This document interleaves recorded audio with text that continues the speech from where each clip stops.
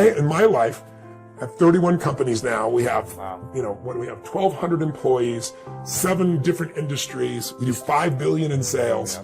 I mean, that used to be, me and my seminar business. It's grown geometrically. Wow. But with all those moving parts, the only way I've been able to succeed is because I've taken every one of those businesses and I've diversified my assets so that when things were in trouble, I still had enough economics to take care of myself and keep the business going. So everybody needs to create a money machine that works while you sleep, that doesn't have moving parts, and that's what this is really about. You have a great cartoon in the book where there's a kid asking his father, something about like, how do you invest your money, or how's the stock market work? And he says, you put your money in at the peak, it starts to go down and lose money, and so you get scared and you take it out, and then someone smarter than you makes all the money. Something like that. So and I've done that in the past, where I put my money in somewhere high, it went down, and I was like, oh, I just lost a bunch of money, let me take it out. Yeah. And then I put it back in another time, and I'm like, what am I doing? So how do we invest without fear of, oh, it's going down, I need to take it out, or like trying to time it? How do we do that? Great question. It's one of the main reasons I wrote the book. I always tell people, if you just read the second chapter of the book and nothing else, it'll change your life. You can do that with multiple chapters, but that chapter is really about teaching people that winter is coming. Yes. We all know winter's coming, right, to coin a phrase, but that winter is the best time on earth. And I know that's counterintuitive, and I don't mean like being a positive thinker. I mean pure facts. So in the book, I take you through 10 facts. I'll give you a couple of them right now. Yeah.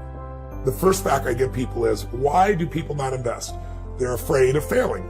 If you're a millennial, right? So you grew up witnessing 2008 when you were still relatively young. How old are you now? 33. Okay, so you were, 27? What? 2008? 27, yeah. 27, 28 years old. So you're a young man, and you're watching the world melting down in front of you. Yeah. For most millennials, they are the first generation since the generation that went through the Depression that is not investing at the ratio they need to, even close. And they have more debt than everyone, probably, right? With all the They have more loans, college debt than everyone, absolutely true. I have a friend that has $400,000 in debt, dental school. President Obama just paid off his debt 5 years ago while he was still president. No. I swear to God. Oh my gosh. It's mind-boggling. And he had a bunch of scholarships, but the last bit, it took him that long. So what I tell them is, listen, paying off your debt's not enough. You've got to become an owner, or you're always going to be in that place. So yes, pay off your debt, but here's what you need to know. You got to become an owner. You got to get in the game, but you got to understand the rules of the game. If you don't know the rules of the game, the old phrase is, when a person with experience meets a person with money, we know the phrase, the person with the money ends up with the experience, the person with experience ends up with your money, right? Yeah. So I teach people the rules of the game so they don't get screwed. But the most important thing is this. Winter's coming, but people react. So let's take last year. Last January, 2016, we had the worst stock market opening in the history of the stock market. First, I think it was 10 days. There was a drop of $2.3 trillion with a T. Crazy. Everybody's freaking thinking the bear market's here, the market's over, the crash is here. I think the market dropped 800 points one day, and on that day, all the richest people in the world were in Davos, Switzerland, for the big conference that they do every year. And they went there, MSNBC went there, and everybody's freaking, what's happening? What are we going to do? And they said, let's go ask Ray Dalio. Now, your listeners may or may not know who Ray Dalio is. If you're not in the financial business, probably never heard of him. You probably heard of Warren Buffett, but Ray Dalio's done more. You had to have a $5 billion net worth and $100 million to give him, or he wouldn't talk to you 10 years ago. Now, he doesn't care shit how much money you have, he won't talk to you, because he's got a closed fund. But they go and they put Dalio on television, CNBC, he's the king. What do we do? And he says, well, you don't need to panic. Corrections happen all the time. Yeah. But you need a strategy that when markets go up and down, you don't go up and down. And he said, I spent 15 years of my life to perfect such a strategy. All of my money's in that plan. And he said, it's called All Seasons, and I've never revealed it before, but I gave it to Tony Robbins. He extracted from me, and it's his book. So you got to go read his book. This is what he says on national television the day the markets are crashing. And that day, to give you an idea, which is the beginning of February, I think it was 9 days into February, the market was down 9% in the first 5 weeks of the year.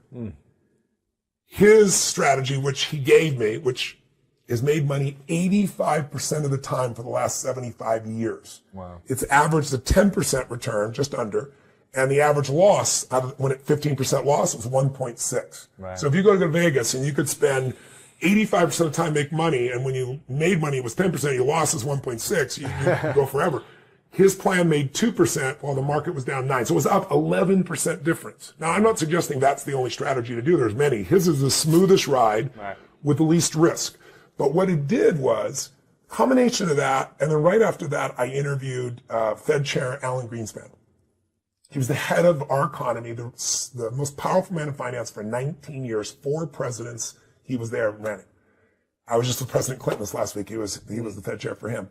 And I interviewed him for like 2 hours, or 3 hours off stage, 2 hours in front. And I asked him in the very beginning of this thing, I said to him, I said, look, if you could be put in the Fed today, what would you do? And he looks at me, and as I said, he leans forward and he says, resign. So I look at that and go, oh my God, I need to write a book that'll free people. So here's what will free you. Everyone's afraid of the crash. So here's what you need to know. 2 terms you should understand. Correction versus crash. Anytime the market drops from its high by 10% or more up to 20, it's called a correction. Right. If it drops 20% or more up to 80%, like in, the Great Depression, then it's called a crash or called a bear market. Okay. So how often does a correction happen? How often do we have to be prepared for it? Since 1900, we've had a correction on average every year for 116 years. So when is winter coming? This year on average. Every It's year. like, how often does winter come? You wouldn't be surprised if it stormed and rained. Now, some winters are long, some are short, some are harsh, some are light, but winter always comes. So I wasn't panicked when this happened last year. I'm not panicked whenever it happens because I know it's supposed to be. Yeah. How long does it last? Average, 56 days. Okay, so just under 2 months. What's the average drop during that time? 14% over the last 30 years, 13.5 over the last 100 years. So I use the more recent one. 14% gets your attention, right? 14% you get a little gut check. Yeah. But here's what you need to know. 80% of all corrections never become a bear market. 80%. So all this fear, and what people do is what you said you did, is they see it, it's freaking out, I'm losing money, I'm the hell out of here, and they get out. The stock market never took a dime from anybody, only you can take it from you. You sold, that's why you lost. Right. So if you look back and say, what was it like in 2008? I can remember vividly being with my platinum partners and saying, you see these $80 stocks? This is 6 months before the crash. I told them in April, I brought them to Dubai, and I said, these stocks are going to go to 8, and some are going to go to $1. Wow. And by October, and I told them what to do, so they were able to get out. October, I go on the Today Show in October of 2008, and they go, Tony, there's been $3 trillion meltdown. Pump the country up. You got 4 minutes. like, ready to go. That's not what I do, first of all. And I said, that'd be a lie. I'm not going to pump up. At that point, the $80 stocks were 8. I said, some of those, I'm not a market forecaster, but I work with Paul Tudor Jones, one of the greatest investors in the history of the world. In the biggest market crash in history, 1987, he made 200%. Wow. When everybody else was losing their entire life. I've been coaching him continuously now for 24 years, every single day. So I said, I work with the best in the world, and they're telling me based on history in the 30s and history in the 70s, this $8 stock, some are going to be $1. And I remember the day in March of 2009, Citibank, which had been, I think, $70, sold for 97 cents. You could go and take your money out of the ATM. It costs you more to take your money out than to own the bank, right? And then I told people it'll jump from 99 cents to $6, $10, $12 in a month or two, and it's exactly what it did, right? So what you got to know is corrections happen every year. You got to know they're a couple of months. You got to know it's 14%, and you won't lose because 80% of the time it doesn't go to a bear. Now, what about the bear? The bear market, it happens, to give you an idea, in the last 100 years, every 3 to 5 years. You've gone 8 without one. We're way overdue. Yeah. So in modern years, last 30 years, it's about every 5 years. The average length of a bear is 1 year. The average drop is 33%. Wow. A third of those drops go 40% or above. That, I don't care how well prepared you are, that's a scary thing. Yeah. But it is the greatest opportunity in your lifetime to go from wherever you are financially to where you want to be. I hope your audience is listening right now. Hear me. If you want to leapfrog and you're a millennial and you think there's no future, or you're, a baby boomer and you think you're too old and it's too late, the greatest gift you have is coming. I know it doesn't sound like it. This is not positive thinking bullshit. This is the truth. Wall Street, the stock market, is the only place that when things go on sale, people freak out. If I said, you like Ferraris? Sure. If I said to you, Ferrari's going on sale for 50% off, Awesome. but when I tell you Apple's on sale for 50% off, you go, oh, what am I going to do here? What's wrong? The whole world's coming to an end. If you think about it, how old are you? 33. 33. So let's assume if you were 35 and you lived to 85, you got 50, 52 years ahead of you. That means you have 52 more corrections to live through. Right.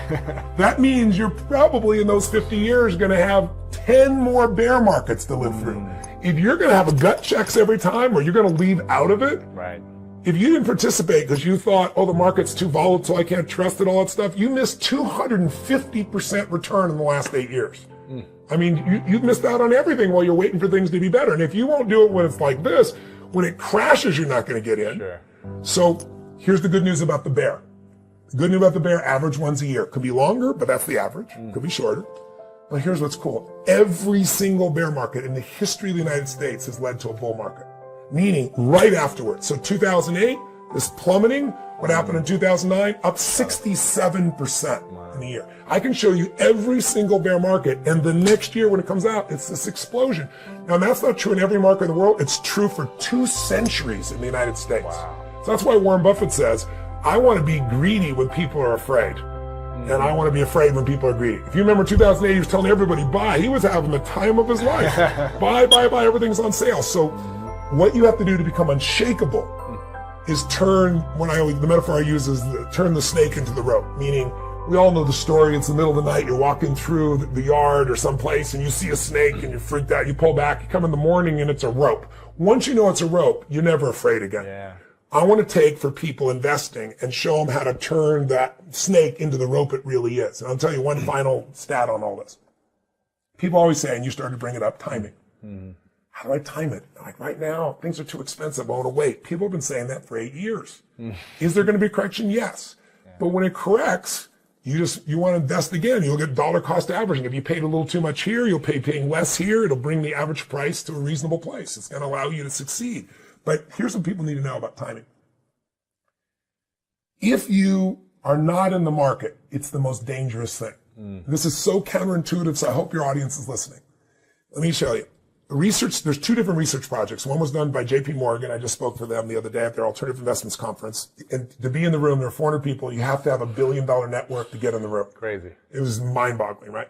So JP Morgan did a study, and also Schwab did a separate study, 20-year studies. In the last 20 years, to give you an idea, the average S&P 500, that index, has produced 8.2%. Over 30 years, it was 10.28. But in the last 20 years, a little bit less. Still great. You double your money, roughly you're in a position where you double the money a little more than every, what is it now, 7.2, so it'd be like a little more in 10 years. But here's what they found out. If you miss the 10 best trading days in 20 years, because you're trying to time the market and you're not in it during one of those days, you went from 8.2% return over that period per annum, per year. It dropped down almost half, 4.5. What are the chances of you knowing the best 10 days to trade in 20 years? None. Right?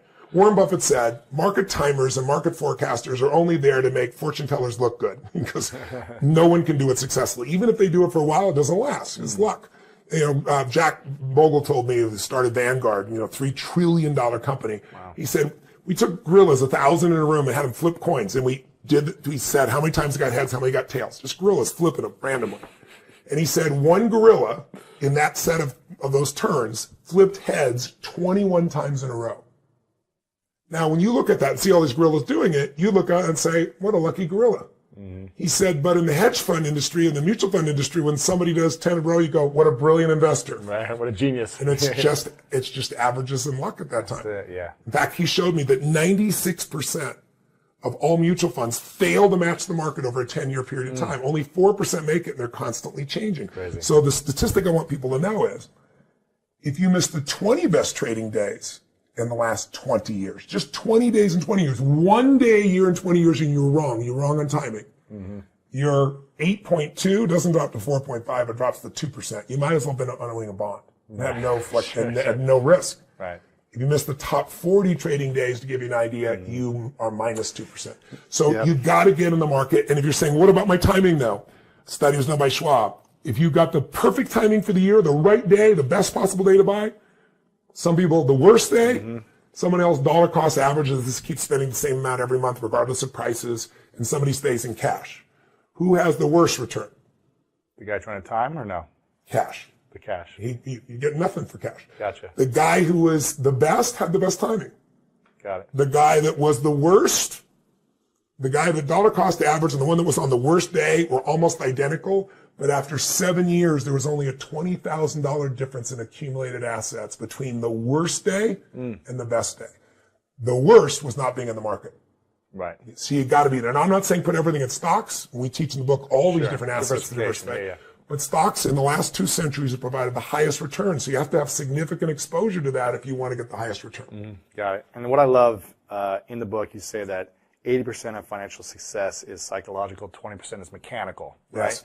So it's not about timing and trying to like figure all these things out and when's the best thing or the best fund or best This is not whatever. about trading. It's about investing. Exactly. Trading is trying to do that. And Yeah. most people lose money trading. Even the guys that tell you make money, see how they're making money 2 or 3 years from now. They usually eat the dust, right? Exactly. So yes, you've got to have the psychology. And my best way of psychology is not to pump you up. If you want to be unshakable, you want to be educated and you want to know the facts. You want to know, look, every 5 years, I'm going to get a bear, maybe 3 years. I'm going to get a correction every year, but I'm going to be in the market and make money. Do you know that 6 of the 10 best trading days in the 20 years happened within 2 weeks of the worst trading day?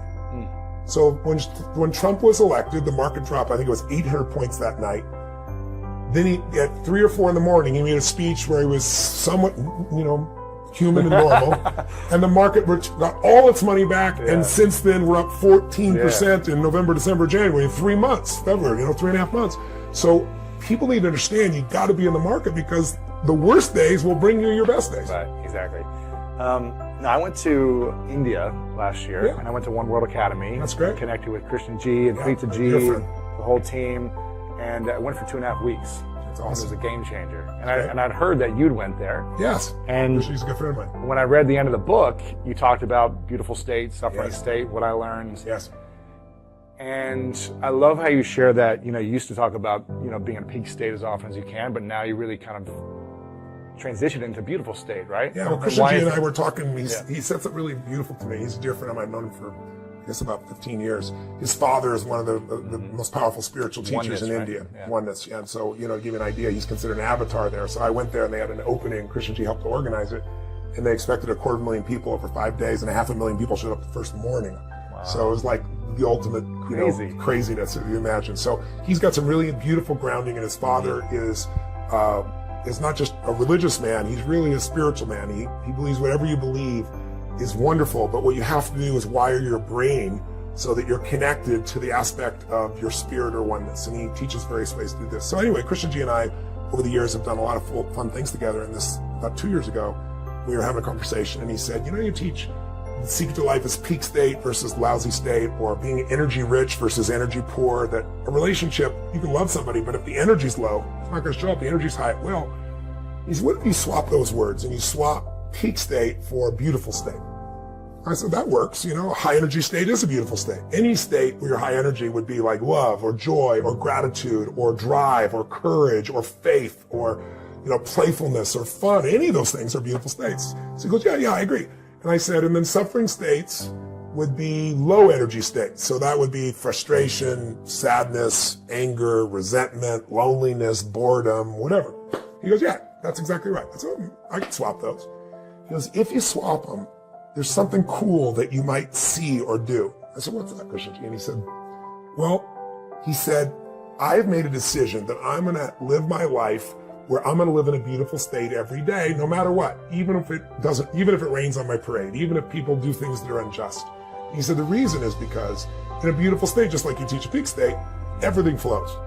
And I said, well, that's pretty much what I've been teaching. He goes, yes, but if you think of the lousy states as suffering states, he said, then you can end suffering just by ending the state. And I said, I don't really relate to the word suffering, and I think most achievers do. Most achievers don't even get fearful, we get stressed. I always tell people fear is the achiever word for stress, because if I follow your stress, it'll take me to your fear.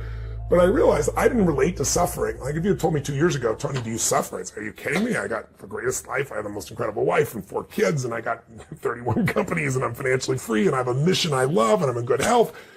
And that would all be honest. I wouldn't have been dishonest about it. But what really helped me out of that conversation, I left there and I went, well, where do I suffer?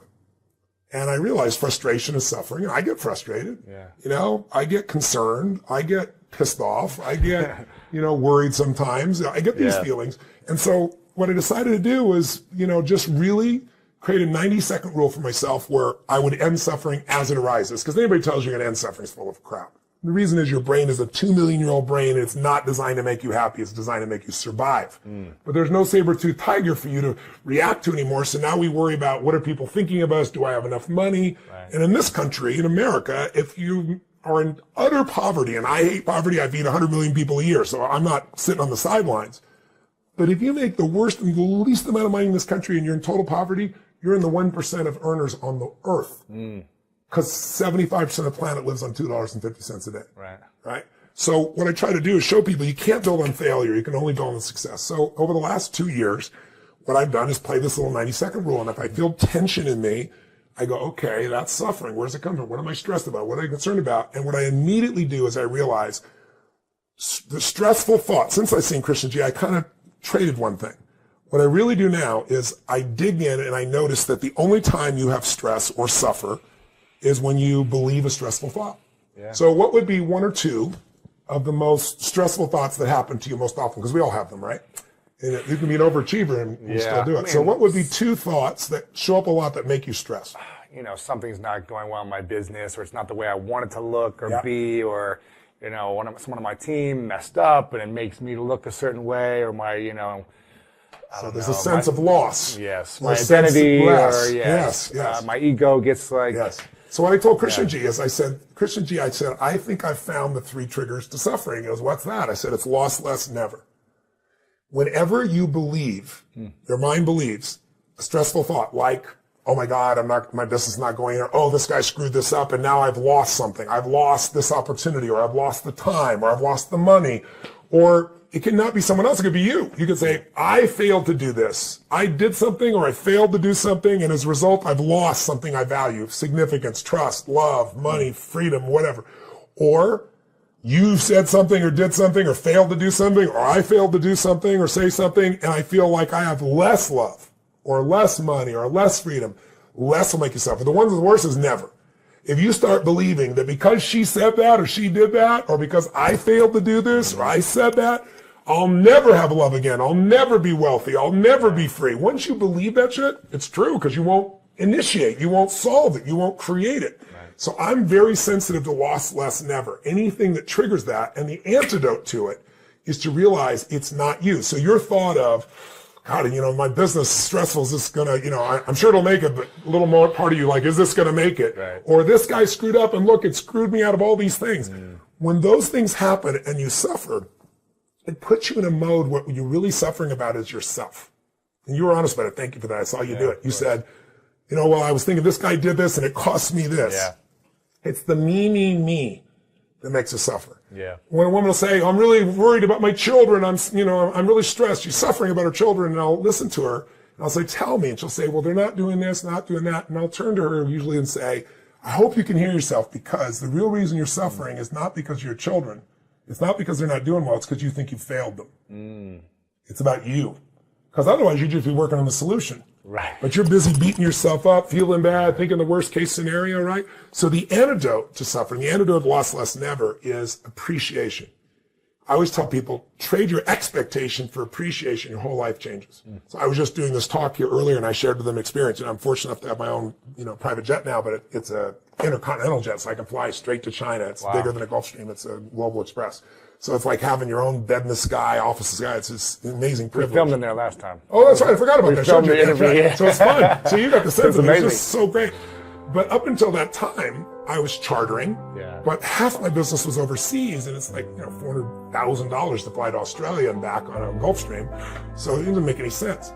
I finally did well enough. I sold a couple companies, made a couple $100 million, and I went and bought the plane. But before that, I would be so stressed getting on Qantas Airlines to fly to Australia. First class with a bed. I would be so stressed because in my head I go, there's no internet. I'm cut off for 14 hours. I got 31 companies. I got this list of calls and texts and Slacks and emails, and And by the time I get there, it's going to triple in size. You're going to lose money. I'd be all stressed out, right? And then one day I'd ask myself, what the F is stressful about sitting or lying when you go to bed, even on a commercial flight like that in first class?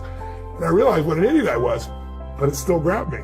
You'd still suffer. And I remember one of the last times it happened before I got my plane, ironically, they announced on the air, they said, ladies and gentlemen, we're proud to announce we have international internet. And it was like God descended in the airplane. We're all cheering, clapping. It's so wonderful, right? And then within about 9 minutes, the thing broke down. Oh, man, yeah. Everyone's out there. Everybody's pissed. They're like, oh, this is bullshit. I can't believe this. I'm not putting up with this. And I tell a story because 9 minutes before, it was a miracle. Now, after 9 minutes, it's already an expectation. And when you have expectations, you're always miserable. I realized my happiness was so cheap because all I had to do was have this nearby and I could lose my happiness because 31 companies, 1,200 employees, 5 continents, I think. Yeah, 5 continents now, 7 different news. What are the chances that right now someone is screwing up something with that many employees and that many businesses? 100% chance. 100%. Yeah. So all I had to do was wait and open up and find the piece there. It's like, I can't believe what the hell's the matter with them. See, I realized all I had to do was have my phone to be stressed. If that's true, my happiness is so cheap. Because what are the chances of everybody doing exactly what you think they should do the right way every day? Zero. What are the chances of the people you love doing what you want them to do the way you want to do them every day? Zero. What are the chances of you doing the right thing every day, even if you're talented and disciplined? Zero. So your happiness will never last as long as it's got expectation behind it. Don't get me wrong, I have businesses, I run them, we manage them, but I know that people are going to screw up, or my idea of screw up is different than I think they should be. Right. And sometimes their screw up will turn into something even better. Right? I got to give it room. So what I did was I began to realize I made the decision, it's the most important decision I believe of your life, that I'm not going to suffer anymore. Life's too short to suffer, and I'm going to live in a beautiful state every day. And the way I do it is I catch myself when I start to get that sense of stress, I let it go, and I see the idea go by. So your thoughts about this person messing up your business or not following through. If I was in a room with 10,000 people, I guarantee you 60, 70% of the business owners have the same thoughts at times, right? I ask people all the time, tell me your most stressful thought. Oh, I'm worried about my children, this may happen. How many people have had that thought? Everybody. I might not make it financially, blah, blah, blah. How many have had that? Everybody. My point is, it's not your thought. It's the mind, not your mind. When you think it's your mind, you identify with it, and you can't separate from yourself. Right. But when you realize these thoughts have been around for millions of years, and I'm just thinking the same thought that so many people have thought before. Like, how many people have ever thought, I'm going to kill this son of a bitch? Now, you didn't do it because you didn't believe you're really going to kill them, but you felt it, you said it, you were there, right? So we all have thoughts.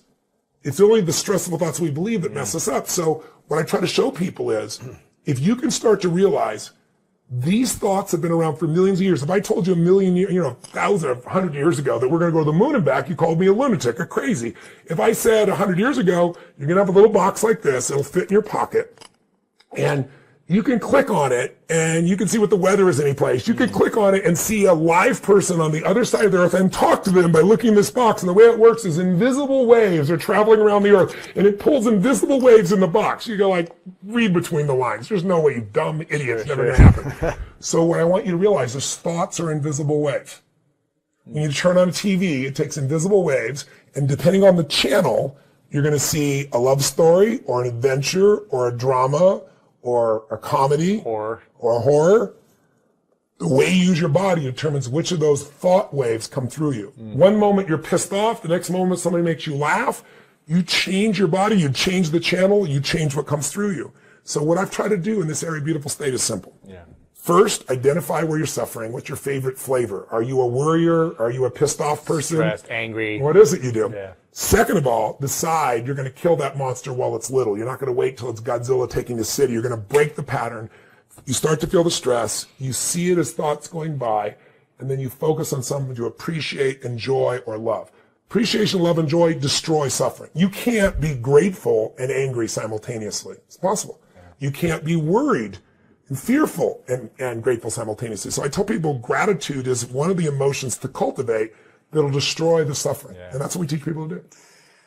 We've got about 10 minutes, so I want to make sure I ask the right got questions it. for you to end. And one of the things I love in the book that you say is success without fulfillment is the ultimate failure. Yes. And so it doesn't matter how rich you get from this book or how driven you are to make money, if you don't understand how to live in a beautiful state and you're the wealthiest person in the world, you know a lot of billionaires who are miserable, I'm assuming. That's correct. This is something important, and I love that it's in a financial make money book. Yes. Because, and it's the last chapter about beautiful state, because again, if we're driven so much to make money, I was there in my early 20s. That's all I cared about. I obsessed over making money. Yeah. And I got overweight, and I was miserable, and I was in bad relationships. Yeah.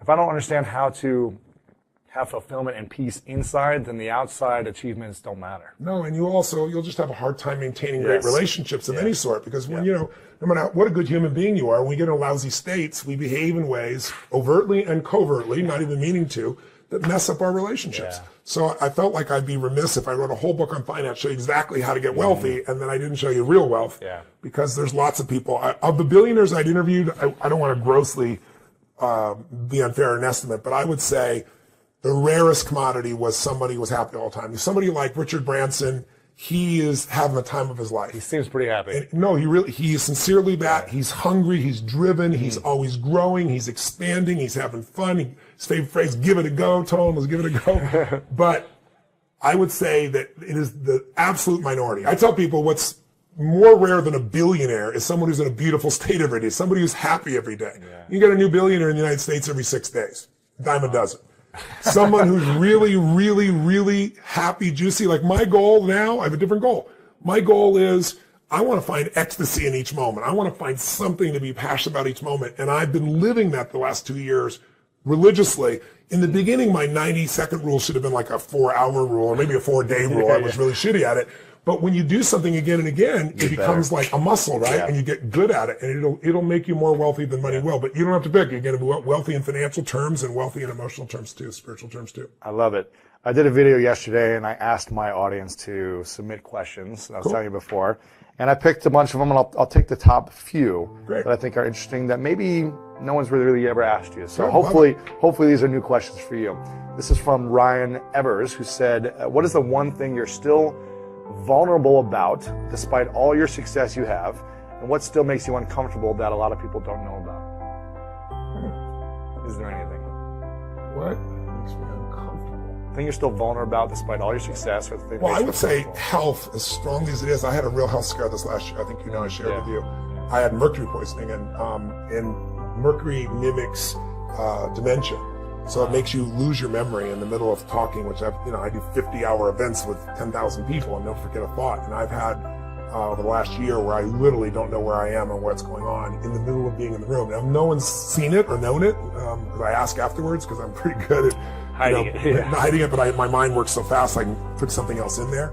But that's been really rough. And then the other part, and so you feel vulnerable. It's happened twice when I was speaking to you today. Wow. Felt like, did I say this before? Because I've done a bunch of interviews. And so it popped in my head just for a minute. Did I say that? I'm not sure I said that. And so just for a moment, and I'm not used to that. I'm used to only being here with you or with them. I'm not in my head. So I'm down. I went from 123 in mercury on a 0 to 5 scale. It was the highest mercury they measured, where they thought I should be dead. And it took me a year, and I'm down to now 9 on a 0 to 5 scale. So it's still there, but I'm almost done. So there's a great vulnerability in that. But outside the physical, I really don't feel that. And I'm not being like I'm indestructible or some bullshit like that. It's just everything is a habit. Worrying's a habit. Fear is a habit. I'm pretty comfortable in who I am. I'm 56 years old, I'll be 57 in a few days. I've lived a lot of life. So I've buried, 3 fathers and a mother. I've been told I have a tumor in my brain, I'm going to die. I've had companies that were near the edge financially and was able to turn them around. I've faced enough things right now that it's not I'm so strong or cool or some shit. It's just that I've faced all those things so many times that my threshold of control is much higher than most people's. Because, I made it through how do I keep the doors open? I need $50,000 and I don't have $50,000 to $5 million to at one point $120 million I needed because 2 of my partners went broke and I was holding the bag, to now I'm doing $5 billion. And I only did that because I made it through those thresholds. So I'm pretty comfortable with most things, but I think there's vulnerability in health. And also I love my wife so much I can't imagine losing her, and she's in good health, but those things would feel vulnerable to me. Sure. Thanks for sharing. I love it. David Haywood said, do you really believe deep down that you made the choice to live the life you're living, or did it choose you? And how do you rationalize choice when there is so much we don't get to choose?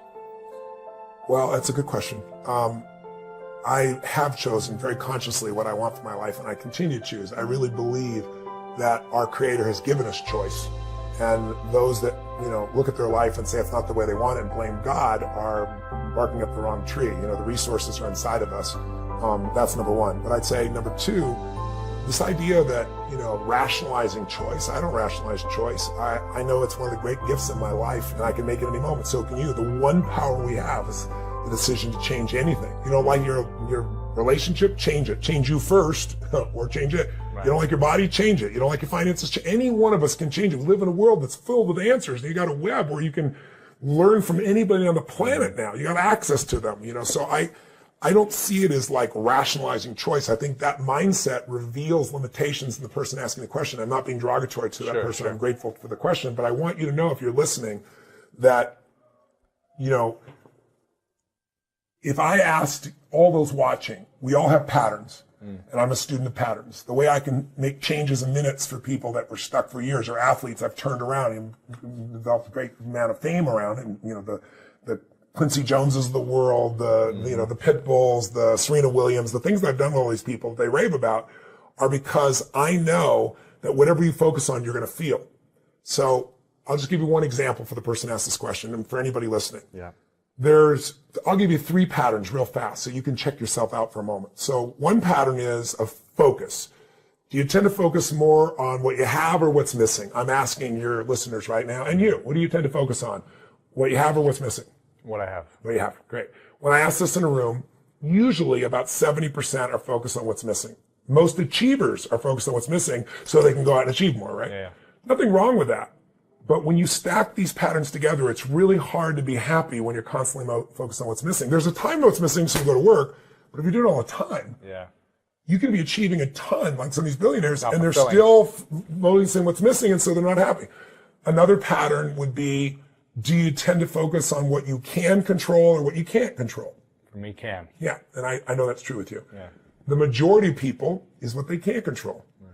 Now, if you focus on what's missing all the time and what you can't control, you're going to be depressed. I don't care if you take Prozac or Zoloft or anything else. Your depression is not a Zoloft deficiency. It is the fact that you are doing something in your mind that is producing that depression. And if you constantly focus on what's missing and what you can't control, and let's add a third one, do you tend to focus more on things in the past, the present, or the future? I know you do all 3. We all do all 3. But which one for you would you say you spend more of your time on? Past, present, or future? Well, my old self would say the past and the future. Now, after going to One World Academy, I'm very present and future. Good. Yeah. Well, there's no right or wrong. But the past, you can't do anything about it. So the more you focus there, unless you're learning something from it, it's pretty much a waste. The present is where the joy is. The future is how you do business, right? So you anticipate. So it's the ability to do this. But if you have someone whose pattern is focus on what's missing, focus on what you can't control, focus on the past. You can give them, I've seen it. I've dealt with people like that who are suicidal. I come in, they got every drug, they're taking every antidepressant, and they're still depressed. In fact, I'll ask in audiences all the time, how many of you know somebody who takes antidepressants and still depressed? 90% of the room will raise their hand. I know people. You know people? I'm sure the people at home do. Well, why are they still depressed if they're taking antidepressant? Because all antidepressant does is numb you. But they're still focusing what's missing. They're still focused on what they can't control. They're still focused on past or present that's not the way they want it to be, or making up a future that's scary. Well, you're going to be depressed no matter what unless you take control of those factors. So the answer to this question is, I don't see it as a rationale. I see it as a gift. Choice is a gift. It's always there. You can choose what you focus on, and what you focus on is what you're going to experience. You can focus on things that make you suffer. You can focus on things that make you grateful. And of the two, gratitude is the better approach. It's not some mamby-pamby positive thinking approach. It's intelligent, because when you're in a good state, you can solve the problem 10 times better. I used to convince myself that if I'm suffering, if I'm pissed, I'm 10 times smarter, my brain goes faster, and it does. But you know what I also found? I'm 10 times smarter when I'm not stressed, and I also enjoy my life Your more. body doesn't hurt. Your mind is and everybody else, you're able to reach them, because they're not defensive. 2 final questions. Heather Podeska says, Tony, is it possible for women to become powerful leaders without making men feel emasculated? And if so, how? Well, of course it is. I was just with Mary Callahan Erdos, who's head of JP Morgan. She manages, check this out, people that manage $2.3 trillion with a T. She's the most powerful woman in finance for JP Morgan. And everybody loves Mary. Everybody. At the conference, JP Morgan's Alternative Investment Conference, I told you, 400 people there, you gotta have $1 billion net worth to get in, right? And everybody there raves about Mary. And the reason is because Mary's successful, but she doesn't treat as I'm different because I'm a woman. Mary has a belief. She said, all these women are not in my business, and they all tell me it's unfair and there's a glass ceiling. She goes, no glass ceiling for me. You know why? I don't believe it. She goes, it's a meritocracy. You get what you merit. She grew that business 30%, JP Morgan, if you can imagine. Wow. Right? She grew 30%. Everybody loves Mary. Mary's constantly there. What makes Mary successful is what makes anyone successful, male or female. She's not focused on herself.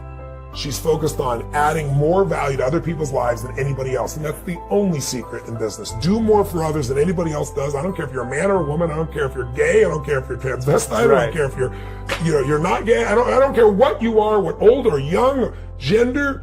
All that matters in the world we live in today, outside your belief systems, is your ability to add value, at least in the marketplace. Right? We all have intrinsic value. Everyone has intrinsic value. You don't have to do anything to be worthwhile as a human. But if you want to be worthwhile financially, you have to add value. You have to develop skills and abilities and do more for others than anybody else does. And I can tell you, I've met women, the top CEOs in the world that are women. They have no problems whatsoever. The problem is up here. Right? Now, don't get me wrong. Are there people that will judge someone because of their color of skin or their gender or their age? Of course there are. But we've all been through that. Everybody's got something of injustice, and who cares? If you hang on to injustice, you're there. What you need to do is break through. You'll always break through if you add value. What's your other question? Before I ask the final one, I want to make sure you guys do get the book. This is a game changer. Again, it's a short read. For me, it took me four hours, which for me is very fast. So make sure you guys go get the book. Unshakable.com. I should also mention my co-author, because I haven't had a co-author ever, but it's Peter Mallouk. And I want you to know the reason I picked Peter, he's the only man in history to be picked, for 3 years in a row as the #1 wealth manager in America by Barron's. No one's won 3 years in a row. 2 years in a row by CNBC, it was the last 2 years. And this year again by Fortune. And I'm his partner, so you know now. So when I wrote Money Master the Game, one of the things I did is I donated all the money just like I did here. But I also wanted people to know about fees. We talked about that briefly, and we talk about in this book. Fees destroy your wealth. They do. And people have no clue. Little 1%, 2% fees. So I created a site where people could go and they could put in all their accounts and they could see what they're really paying.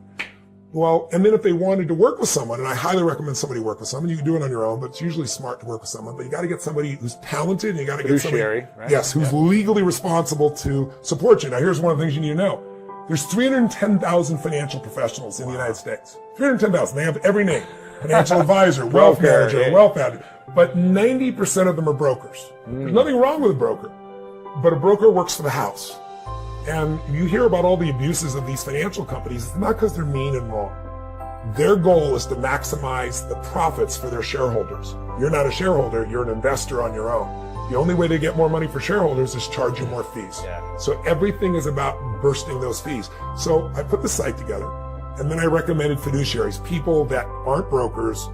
Again, out of 310,000, there's only 31,000 in the whole country. Wow. So I put together the questions to ask, the things to do, and a site, and then I recommended 10 of these people. You have 7 questions in there to ask. I do in here. Yeah. But when I did my first book, the problem was that a bunch of these people that are fiduciaries, that are legally responsible, like if they tell you buy Apple this morning and they buy it tonight for less money, they have to give you your stock. That's how strong the law is. But I found out afterwards, Peter called me up. Peter's the #1, broker, or the #1 registered investment advisor in the country. So I was like, I listened to him. He said, I want to come meet you. There's some gray areas of the law that these guys are abusing. And I found out some of the biggest guys in the world that are registered investment advisors, the 10%, they're not the 10%. They're called duly registered. It means one moment they're telling you, I'm here for you. You're only paying me this little flat fee or this percentage, but I'm not getting any commission. I'm not going to recommend anything to you but the best because I'm incentivized. I'm like a dietitian. I'm not getting paid like a butcher to sell you meat.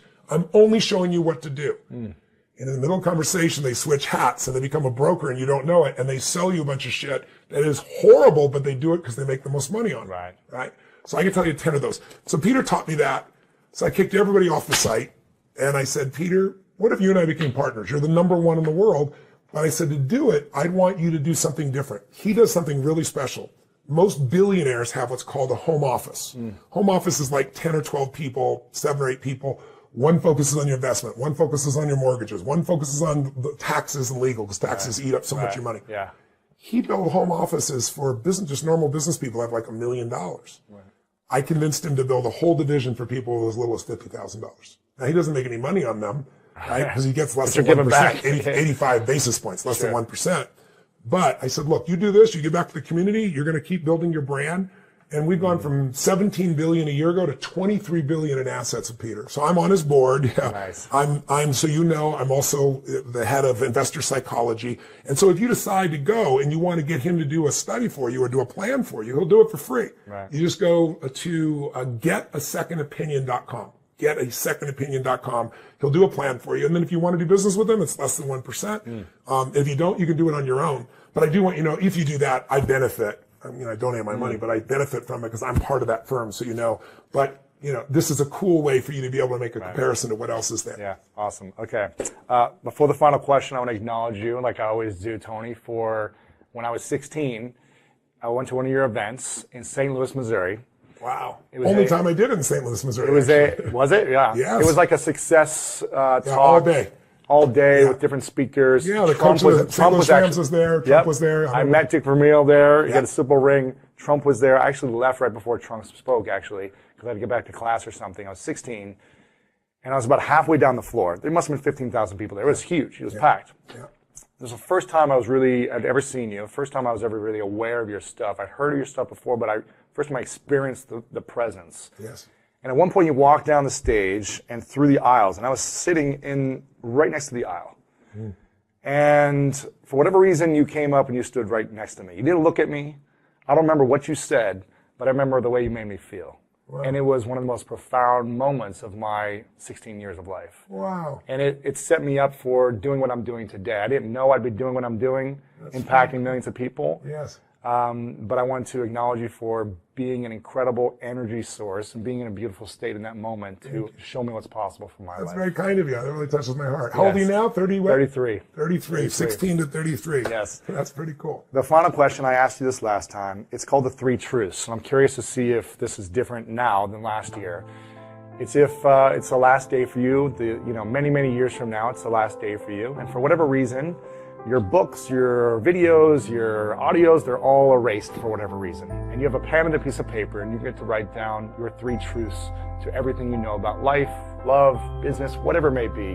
The 3 things that you would leave to the world of your biggest lessons. What would those 3 truths for you be? There's just so many. Pick 3, but I'll just pick 3 randomly. They're important. There's more than this. I would say, that the secret to life is to get outside yourself and find the way to add value to others. There's nothing that's more fulfilling than doing something beyond yourself. I think one of the things that makes me proud to be a human being is human beings will do more for others that they care about than they'll ever do for themselves. And when you tap into that, you have more energy than anybody else, you have more joy, you have more excitement, because as I always say, life supports whatever supports life. Motive matters. And there's nothing wrong with supporting yourself. I support myself. Everyone supports themselves.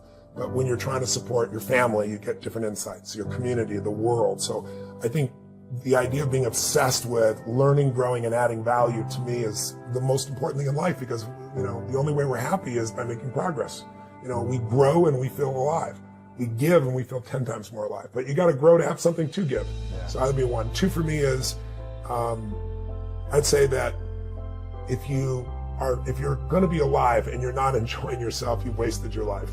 And it's like every day, the gift is find something to appreciate, something to enjoy, something to love, something to give thanks for, because that sense of aliveness comes from that gratitude, comes from that peace. And then I'd say 3rd, and simplistic as it sounds, love is everything. I mean, I'd trade the love that I have for my wife, my children, my dear friends, my coworkers, my audiences. I'd trade that for all the money in the world. I mean, no amount of money can match that process. But I'm appreciative of having the money because it allows me to have portable power. I can, I take care of, right now, I provide 250,000 people a day with fresh water in India, because what kills children is waterborne disease, and it's so easy to solve. And I'm going to get that from 250,000 to 1 million people a day shortly. I'm on target for it. We're feeding 100 million people a year. I'm going to do that for 10 years, my 10-year plan. And then I'll have a 100 million annuity that keeps on doing, feeding 100 million meals every year. I provided 100 people last year with becoming medical doctors because there's a giant shortage coming. And I also wanted African Americans who just didn't have the opportunity to have that opportunity. We live in a world that isn't always just, and so I did that. The internet is worthless if you can't read and write. So, I partnered with Elon Musk and with Peter Diamandis and the X Prize, and we did an education X Prize that we've had unbelievable progress on, where 1 out of 7 kids in this country, 1 out of 7 people in the world can't read or write, they're illiterate. And 250 million children are illiterate, 250 million. The internet's worthless when you can't read or write. So there aren't enough teachers, there never will be. Our demographics don't serve it or support it. So we've got all these firms competing for this $15 million prize we put up, which then means on an iPad they can teach themselves to read and write and do basic arithmetic within 18 months from nothing. And it's going to be open source, so the winner gets 15 million, then everyone in the world will have access to it, So those types of things, they're what make you feel alive. They're all expressions of love. I always tell people, other than love, my labor is the greatest gift I can give someone, because it's an expression of my love. And so I think that third point is love is everything. Make sure every single day you strive to be a blessing in the lives of the people you meet. That's my daily prayer. Lord, let me be a blessing today. Right before I walk out on stage, Lord, guide me to be a blessing in the lives of the people I meet. And most of the time I seem to pull that off. You do a good job. I've spent a long time, a lot of years doing it, and hopefully there'll be a lot of years ahead doing it too. Sure. Well, Tony, make sure you guys go get the book. Tony, thank you for being the incredible, loving leader that you are. It means a lot to me. Thank you. I appreciate it. Yeah. Congratulations on what you've built.